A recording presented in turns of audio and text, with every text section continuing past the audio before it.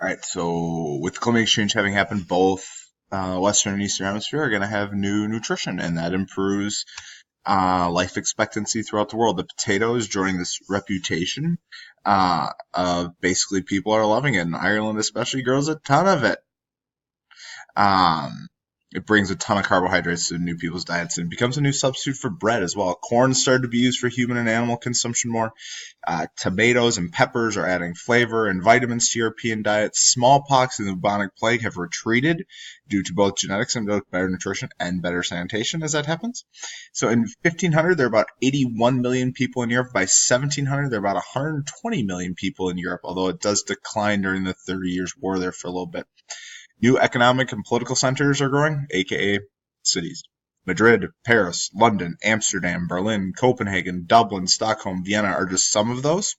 And they're actually more connected than ever before, too, because of new technologies and better ships that basically are growing. And especially Paris and London, those are really your two dominant cities here in terms of growth. I mean, they are growing by leaps and bounds during this time period. And really to this day, they're still the most dominant cities in Europe. Now, the economics are also changing during this time period. Before this, it was basically all done on a very small scale, and you have a new belief getting out there. That's Adam Smith, who we'll talk about in a second. But now you have early capitalism really starting to grow. And the key thing is here that in some places you will have significant government involvement, in some places you don't. Entrepreneurs are getting raw materials and bringing them to people in the rural areas in a system called the putting out system. Proto-industrialization is basically that. So pre-industrialization. Entrepreneurs are bringing stuff out to the factories, or I'm sorry, not to factories, to like cottages basically in rural areas. And that's where everything would get put together for a price, and then they'd put out whatever that product was. So the guilds are actually losing powers because entrepreneurs and merchants are going to these little small cottages, which are basically a precursor to a factory.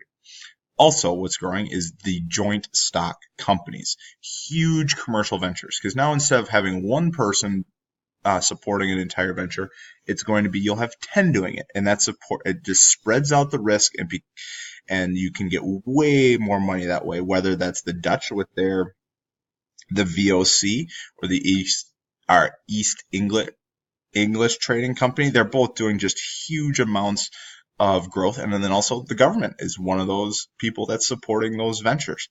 And so this early capitalism is starting to grow.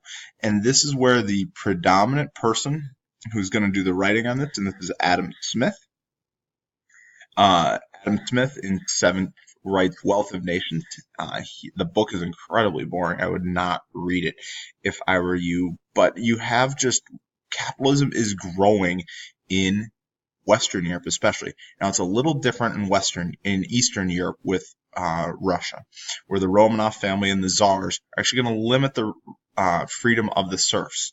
And so serfdom had come into play in the Middle Ages in Europe. Serfs had to pay peasants had to pay labor and services to prevent them basically from they couldn't do whatever they want. They were basically tied to the land. They actually couldn't marry or move away from their land without the landlord's permission.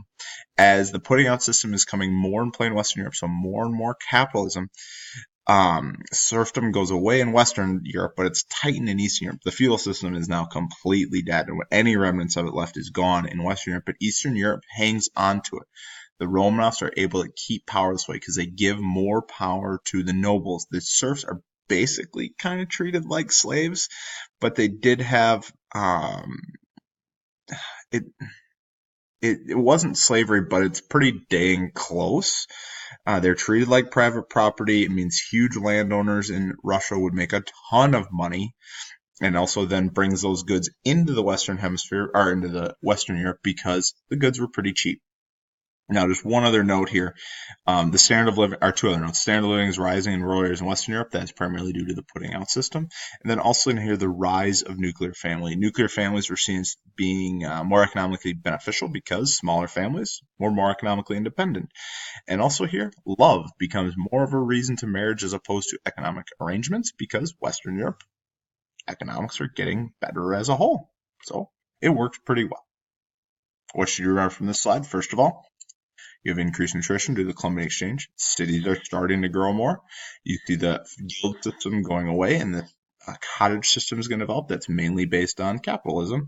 And Adam Smith's going to write all about that, where Western Europe then basically completely adopts that, and the serfs are freed basically, and capitalism takes full fold. And then in Russia, the Romanovs basically double down, and the serfs, you're tied to land completely.